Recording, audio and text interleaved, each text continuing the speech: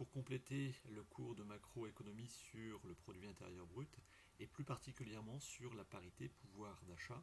Donc on a vu dans le cours que cette PPA, comme on la désigne, est utilisée pour retraiter le calcul du produit intérieur brut et pour pouvoir procéder à des comparaisons donc, de PIB entre les différents pays, puisqu'il existe des écarts de niveau de vie entre chacun des pays. Donc dans la méthode, on retient ici comme pays pivot les États-Unis. Alors cet exemple n'est pas tout à fait anodin, puisque les États-Unis sont retenus comme pays pivot par l'OCDE, l'organisme international d'observation internationale concernant les données et l'activité économique.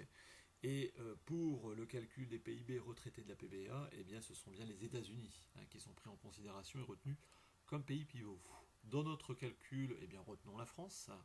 Donc, pour déterminer et appliquer la PPA, donc, il nous faut premièrement identifier le prix du panier aux États-Unis, en l'occurrence dans le pays pivot. Alors, je rappelle que le panier, eh bien, c'est une composition de biens et de services qui doivent être identiques entre le pays pivot et le pays concerné, bien évidemment, par le calcul.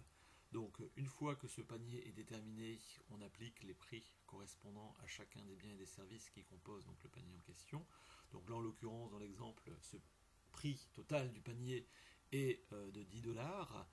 Le prix en France, je dirais, du même panier, c'est-à-dire avec les mêmes biens et services, donc là s'établit dans notre exemple à 11 $.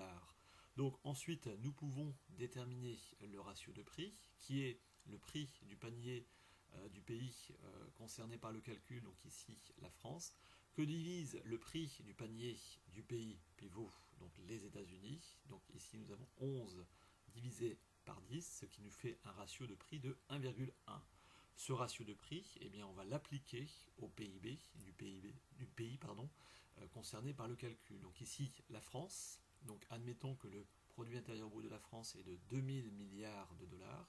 Eh bien, nous allons retraiter ce PIB de la parité pouvoir d'achat en fonction du ratio de prix précédemment calculé. Donc ici, 2000 milliards de dollars que divise 1,1, ce qui nous fait un produit intérieur brut retraité de 1818 milliards de dollars. Donc on constate tout de suite que ce PIB retraité de la PPA donc, est inférieur pour la France au PIB dit nominal, c'est-à-dire sans retraitement particulier.